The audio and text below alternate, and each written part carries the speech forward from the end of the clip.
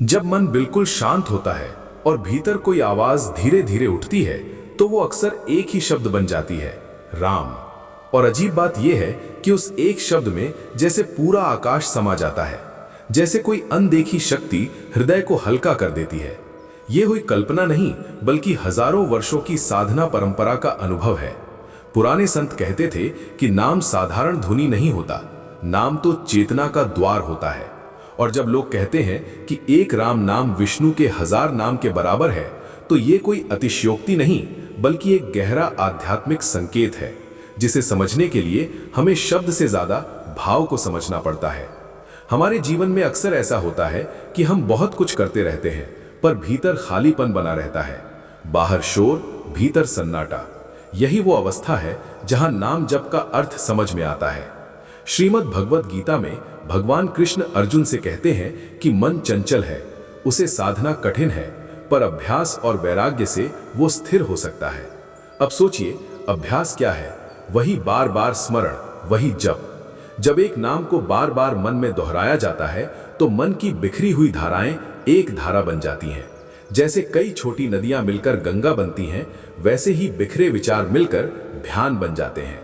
रामचरितमानस में तुलसीदास जी ने नाम की महिमा का वर्णन करते हुए संकेत दिया कि भगवान का नाम स्वयं भगवान से भी जल्दी कृपा करता है, क्योंकि रूप देखने के लिए आंख चाहिए पर नाम लेने के लिए केवल हृदय चाहिए। यही कारण है कि संतों ने नाम को सबसे सरल साधना बताया। कबीरदास जी की एक साखी है, नाम बिना सब सूना। इसका अर्थ केवल धार्मिक नहीं बल्कि मनोवैज्ञानिक भी है। जब जीवन में कोई अर्थ नहीं होता तो मन भटकता है, और जब मन को एक पवित्र ध्वनि मिल जाती है तो वो स्थिर हो जाता है। आपने देखा होगा कि जब कोई व्यक्ति चिंता में होता है तो उसकी सांस तेज हो जाती है, विचार उलझ जाते हैं और निर्णय लेने की क्षमता कम हो जाती है।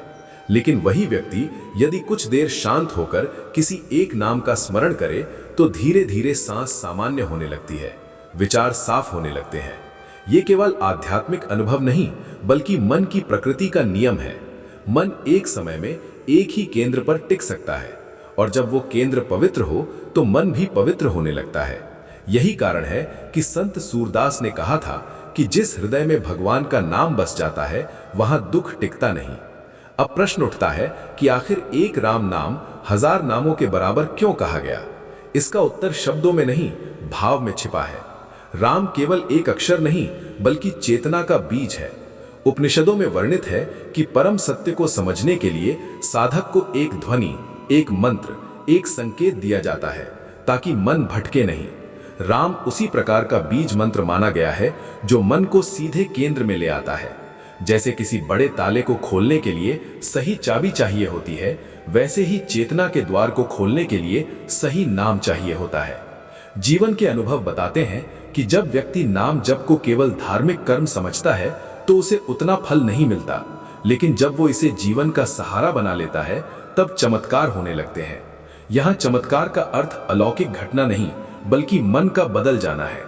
जब मन बदलता है तो दृष्टि बदलती है, जब दृष्टि बदलती है तो दुनिया बदलती हुई दिखती है। यही असली परिवर्तन है। जैसे कहावत है, मन चंगा तो कठौती में गंगा। ये मुहावरा हमें बताता है कि बाहरी परिस्थिति से ज्यादा महत्व भीतर की स्थिति का है। कभी कभी लोग कहते हैं कि नाम जप करते समय मन भटकता है, नींद आती है या ध्यान नहीं लगता, पर सच तो यह है कि यही शुरुआत का संकेत है। जैसे जब हम कोई नया काम सीखते हैं तो पहले कठिन लगता है, वैसे ही मन को स्थिर करना भी अभ्यास मांगता है। धीरे धीरे वही मन जो पहले इधर उधर भागता था, वही मन नाम में रस लेने लगता है, और जब रस आने लगता है तो जब बोझ नहीं रहता बल्कि आनंद बन जाता है। संतों ने इसे नाम का अमृत कहा है। श्री राम ज्ञान मंत्र जैसे मंचों पर जब हम इन बातों को सुनते हैं तो लगता है जैसे कोई पुराना मित्र हमें जीवन का सरल रहस्य बता रहा हो। ये ज्ञान किताबों का नहीं, अनुभव का होता है, क्योंकि नाम जप का फल तभी मिलता है जब उसे जीवन में उतारा जाए। केवल सुन लेने से नहीं बल्कि अपनाने से परिवर्तन आता है। जैसे बीज हाथ में रखने से पेड़ नहीं बनता, उसे मिट्टी में बोना पड़ता है, पानी देना पड़ता है, धूप सहनी पड़ती है। पुराणों में एक संकेत मिलता है कि कलयुग में सबसे सरल साधना नाम स्मरण है, क्योंकि समय कम है, मन व्यस्त है और जीवन भाग दौड़ से भरा है। ऐसे में कठिन तप या लंबी साधना सबके बस की बात नहीं, पर नाम जप हर कोई कर सकता है। चलते फिरते, उठते बैठते, काम करते हुए भी। यही इसकी सबसे बड़ी विशेषता है। नाम जप कोई अलग कर्म नहीं, बल्कि जीवन के साथ जुड़ जाने वाली प्रक्रिया है। धीरे धीरे साधक को महसूस होने लगता है कि नाम केवल शब्द नहीं रहा, बल्कि साथी बन गया है। जब कोई साथ ना हो तब भी वो साथ रहता है। जब मन टूटता है तब सहारा देता है। जब अहंकार बढ़ता है तब नम्रता सिखाता है। यही कारण है कि संतों में कहा कि नाम से बड़ा कोई मित्र नहीं। और जब ये मित्र मिल जाता है तो जीवन की राह आसान लगने लगती है। असल में एक राम नाम 1000 नामों के बराबर है। इसका अर्थ संख्या नहीं, गहराई है। 1000 नाम अगर केवल होठों से लिए जाएं और एक नाम हृदय से लिया जाए तो वही एक नाम भारी पड़ जाता है।